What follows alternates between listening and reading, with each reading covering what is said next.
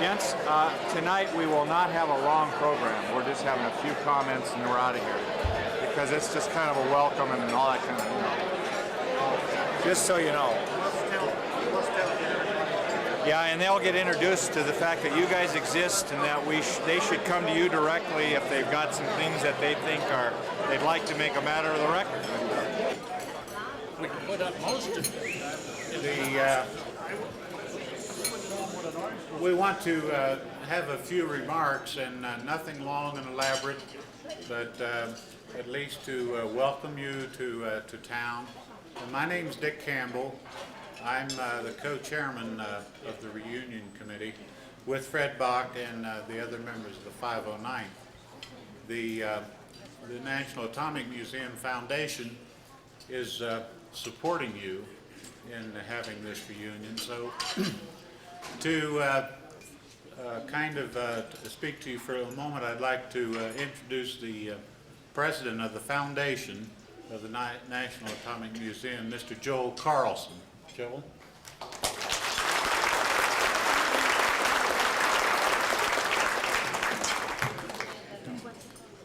As they would say in Albuquerque, buenas noches. I was over here at the table trying to show people how to put together fajitas. You know, some of those people from Boston, New York, all that don't have any idea what. And I suspect they still probably wouldn't be able to do it again if we had to do it. But it was kind of fun. Welcome to Albuquerque, everybody. We're very happy to be a part of this. It's a very important time for you and an important time for us. The foundation of the National Atomic Museum is very much a partner with the National Atomic Museum itself. And I have here tonight the director of that museum, and I'd just like to have her come up and stand by me here a minute. And she's going to say a word to you in a minute about the National Atomic Museum. The National Atomic Museum Foundation and the museum itself were chartered by Congress not too many years ago, about 2 or 3 years ago, to be the national repository for historical, the history of nuclear energy uses in the United States. And we think we're working well at that. We have a philosophy here that's a little bit different than some of the other museums in the country. We look upon our museum as a place where we become the custodians of history. And for people to interpret it as they choose to is something else for them to do, but not for us to do. And we therefore, I thought you might like that. It seems around the world nowadays, or especially in this country, we have all kinds of people who want to rewrite our lives for us, and we know better than all of that. But in any sense, the foundation is a part of the museum. We're joint. We work together. Joni will talk to you a minute about the museum. The foundation itself has been alive for only a couple of years. The museum has been alive for about 25 years. And we're surely located in the right part of the world for this type of thing, because this is obviously the home of nuclear energy and nuclear weaponry and all of those things that go with it. So we're very happy to have that role in life, and we think we're beginning to do well at it, even though we're kind of young as we are. We are in the business of, foundations always are in the business of raising money, of supporting the museum and trying to get it to broaden its exhibits and do other things. And in the instance of your reunion here, we look upon this as a way to do those things. We know that in this room there is one very deep and very broad set of history. And we're going to invite you to become a part of the archives of our museum. Now that's important to us. And Dick may talk about that a little bit later as to how you go about that. But we have with us here tonight, and he'll point them out to you, some archivists from Sandia National Laboratory. And they will be with us throughout your reunion. And we're going to leave it really up to you to go up to them and say, I've got a little story I'd like to tell about my experience at Hiroshima or Nagasaki or in the pre or in the after, or however that goes. But that's part of the history of our country, and that's what we're about here. and we'd love to get that on the record. If you want to do that, we'll point you to the right people, and you arrange it in some way or another, and they'll be happy to work with you on it. This reunion is probably one of our first big adventures as a foundation. We've had some fundraising effort to support this effort. We've devoted a lot of our people here. They've been here for registration. They'll be with you tomorrow on tour guides. They'll be here and there and everywhere. Our museum store, which we started, the Museum Foundation store, had a little representation out here today of some products that were specially designed for you.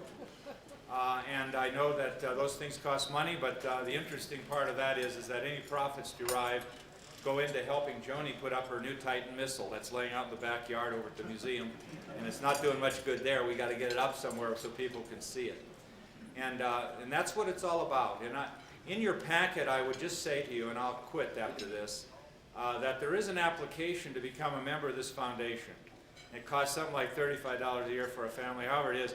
Not a big amount, but we're looking for people to support our effort and to be a part of this. And newsletters come with that, and 10% discount at the store comes with that, all kinds of things, wonderful things.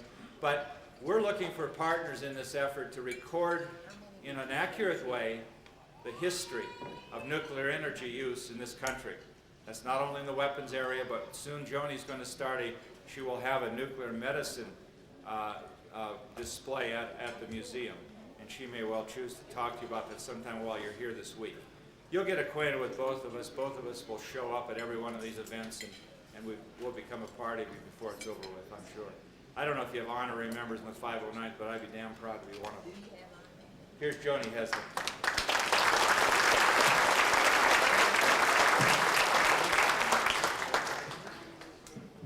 Have to lower this for us somewhat shorter people. I'm really delighted to be with all of you tonight and to be here as part of your 50th reunion. On behalf of the staff of the National Atomic Museum, we want to welcome you also, and certainly we'll look forward to hosting you on Monday night at the museum. If any of you have time to come prior to and really walk through the museum, you will have some time at the reception, but you might want to spend a little more time than is allowed, or is available, I should say, at the reception. But anyway, it's wonderful to be with you, and I've had the opportunity to meet several of you. Certainly a couple of years ago, General Sweeney was my invited speaker. In fact, he was the guest speaker for the dedication of our B-29, which also, Joel, needs refurbishment, by the way, so we're looking for restoration money for that also. We're very pleased to have it. As most of you know, they're rare to, the ones that are left are certainly hard to find. And although we don't have the Enola Gay, we're working on that. So,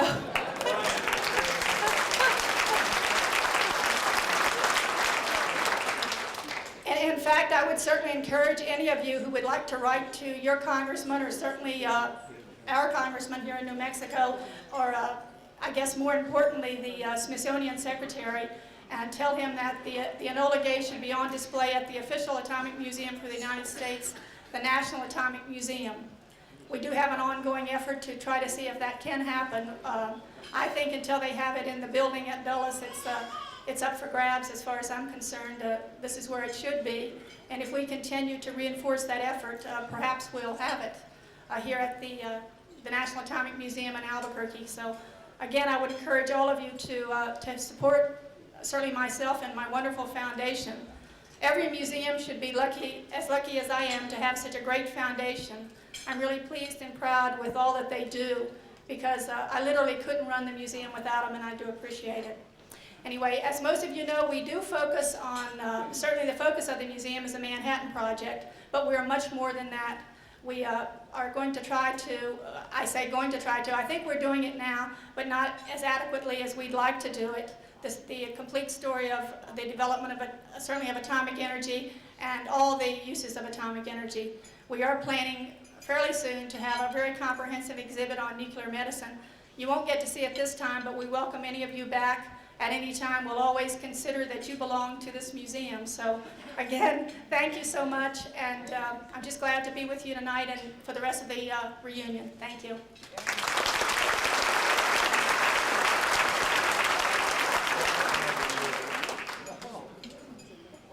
This all started with Fred Levy down here. Last summer, I was reading about the controversy, and being a retired Air Force officer, it made me fairly angry. And I found out Fred Levy's phone number from the historian at the 509th Bomb Wing, and asked him if he thought maybe the 509th was having a reunion last Labor Day. Maybe they'd have a 50th, and would they maybe come to Albuquerque? And he encouraged me. I took it up with the Board of Trustees, of which I'm a member of the foundation, and they thought it was a good idea, and I drafted the letter, and Mr. Carlson signed it, and then you all accepted. And I got the job then of putting it on. And I should know better than that, because I come from the military. You never volunteer. You get the job. I have a few administrative things that I'd like to cover just quickly. One, in the back of the room opposite me is a video camera and a video operator, Dave Sparks. He's an employee of Sandia National Laboratories. He will be with us throughout the reunion, and he is a sanctioned videographer. When we're done and all the footage is acquired, at some point we intend to edit that and make it available to you at a minimal cost, an edited tape of this reunion, including the Trinity Tour, Los Alamos, the museum, and the banquets and so forth. So they're doing the videography for it. Lou Archuleta is standing over here, probably having a fajita. No, and he is the still photographer from Sandia National Laboratories.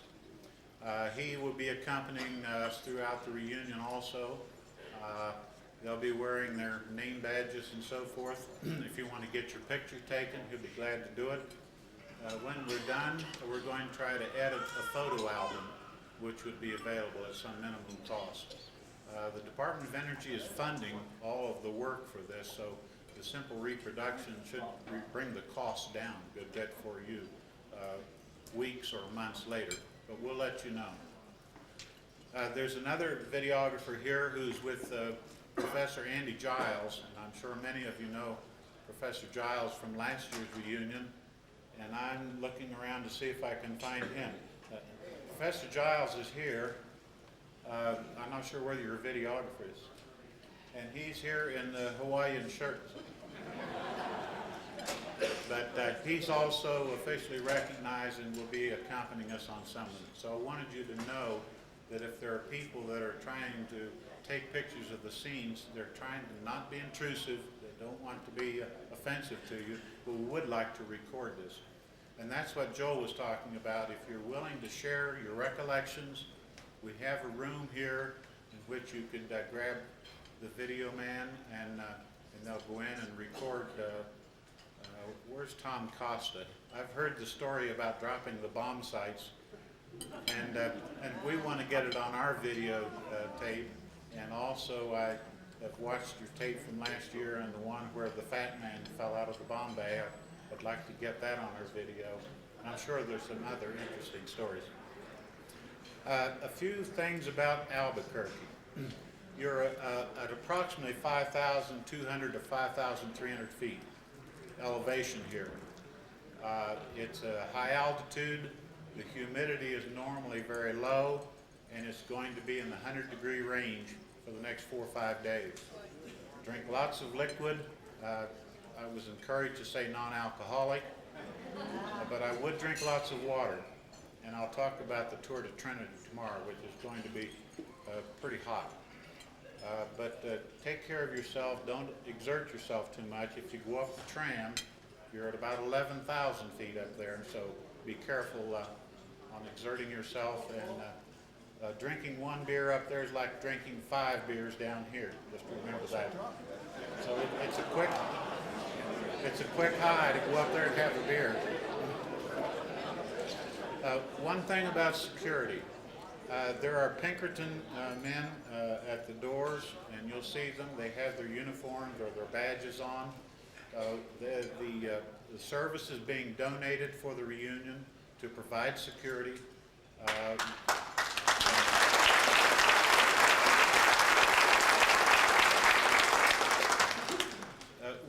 done some work to try to find out if anything was going to happen over the 6th of August or the 9th of August. So far, we've not heard of anything, but we're going to be prepared. And so therefore, you'll see some Pinkerton people around the hotel. The hotel have their security guards. We have arrangements with the Albuquerque Police Department and the Sheriff's Department, so we hope to prevent any such things from happening. So they'll be here, and that's why they're here to help you. At the registration, there were a number of handouts from the Albuquerque Journal on the Trinity. It was a series of articles done, and I'm not sure how long they lasted, but they were donated by the publisher, T.H. Lang. And when I called the other day, told them who it was for, they were ready immediately. I think it was about 350 copies of the series of articles on the Trinity test. So I said at least I would acknowledge that they were donated by the publisher of the morning paper here, the Albuquerque Journal. If you drove here or if you rented a car here, let me warn you about Albuquerque drivers. I've been here 16 years. I came from back in the Pentagon in the Washington area, and I'm amazed, I'm still amazed at the driving habits of the people around Albuquerque and New Mexico. But if you're driving, never start out quickly at a green light. There'll be a car come through the red light, sure as happened. They run yellow lights here, they run red lights. They pull out in front of you, they'll cut across in front of you, and they'll tailgate, they'll cut you off. So if you're driving, be careful, and at traffic lights, never start out immediately on the green light. I'm a member of the Chamber of Commerce, otherwise have a good time.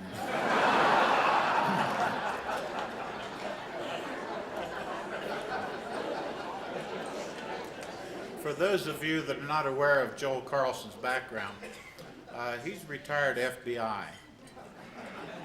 He was head of the FBI here. They call him SACS. I'm not sure why. I think it's Special Agent in Charge or something like that. But Joel is a good friend, and but he's always constantly reminding me of his background.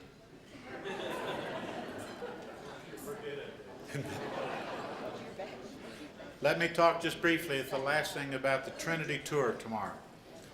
As most of you know, I hope by now, there are 2 sets of buses. We have 4 buses leaving at 7:15, and we have 4 buses leaving at 8:15. The reason is we're stopping at the Al Bar and Cafe in San Antonio on the way back for lunch.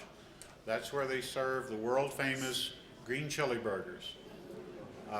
So we'll stop there for lunch. And the Al Bar and Cafe has been open 50 years. They opened early in 45. They served green chili burgers to the scientists from Los Alamos who were down for the Trinity test. And this is the first time that they've ever been open on a Sunday. They're never open on a Sunday. When I went to see Rowena Baca, the present owner, who was there when this thing went off down there, but when I went to see her and told her who it was, she was so honored. She said, "We will do that, and we will handle as many as possible." So we're splitting the buses, and the timing will be such that hopefully there'll be at least an hour between the 4 groups of buses in each group. And that's why some have to leave at 7:15 and some have to leave at 8:15. If you don't have a boarding pass, not the tickets that you had in your registration on those, but a boarding pass that tells you which bus you're on and what time you leave, you need to see the busmeister, Dennis Power, out here at the Powers out at the desk afterwards, because only the boarding pass will get you on. We are loaded. The buses are loaded. So with that in mind, well, incidentally, I also have a few handouts, and it's a limited number we made. I've been working with the Air Force Archives at Montgomery Air Force Base. And the gentleman I work with has given me a several-page document which tells what happened to all of the 15 aircraft that you had on Tinian. In your booklet, there's a brief history, but this is a little more expanded, talking about the one that crashed at Chicago Airport. The Great Artiste was scrapped at Goose Bay in Labrador, and has pictures, sad to say, of Jim Price's Some Pumpkins being burned as a firefighting demonstration here at Kirtland in 1946. I have those handouts, and if any of you want them, particularly the crew people, I'll find one for you. But they do have the record of where all 15 aircraft went and when they were scrapped and where.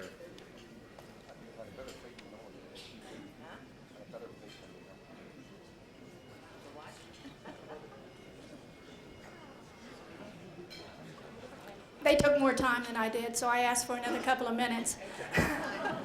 As you all know, a museum is only as good as its artifacts and memorabilia.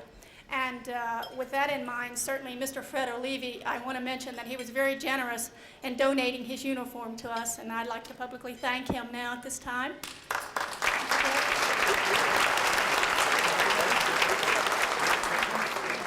And also to encourage any of the others of you who would have something that is very important to the atomic age and would like to donate it. I'm here and I'll be around all week, so please do. Thank you. One last comment, and then I want to, Fred Bach is going to have some comments too. Wear your name badges at the functions. It's our way of distinguishing that you're supposed to be here, particularly the banquets and the receptions and on the bus tours, because we are being very sensitive to someone trying to join in who really doesn't have a right to be with you. So having your name badge on, and you'll see the NAMF, the foundation, and you'll see guest badges of some people that are guests of ours and with their name badges. So it's a way of kind of keeping the other people that we don't want around out. Fred, my going to be a good friend, the chairman of the reunion committee, Mr. Fred Bach.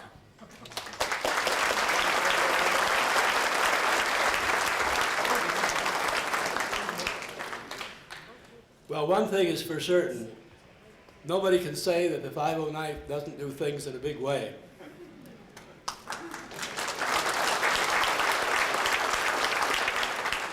In fact, we've done this in such a big way that we're straining at the seams, and I'm wondering whether the people from the National Atomic Museum Foundation really realized what they were in for when they agreed to support us on this 50th anniversary reunion. But we are extremely grateful for the support we have received, and it is a extraordinary thing, I think, to realize how many of us have survived for 50 years, and 50 turbulent years, but 50 years in which there was no World War III.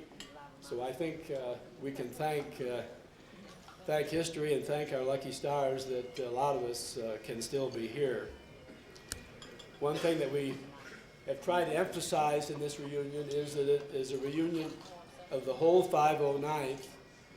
And also, we have invited members of Project Alberta who are so closely associated with the 509th on Tinian. It was of course, it was the combination of the bombs and the airplanes that made our mission successful.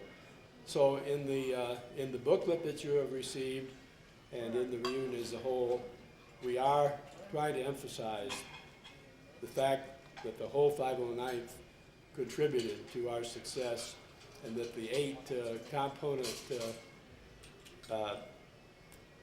segments of the 509th all had important functions while we were fighting the war.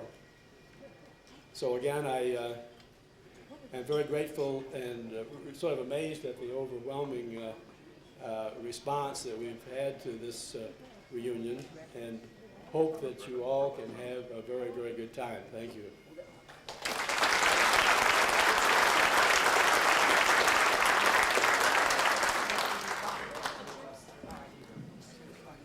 For the remainder of the night, now that you have had Mexican food, you're kind of into it here.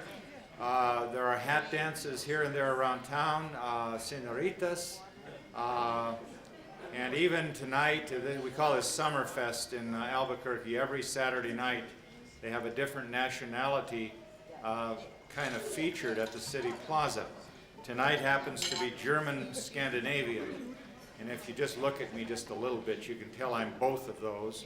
So I'm headed out with my lederhosen very shortly after I get away from here and have a beer, and we'll do a party. Folks, thank you for being here. We'll look forward. By the way, tomorrow night's banquet is in a room twice this size, I've been told, so do not plan on being this crowded then. But when we arranged this room, we had at that time something like 310 people on the list, and all of a sudden when it was all over with, we had 450. So that's why you're sitting on top of each other. But we will accommodate that better tomorrow night. Thank you very much.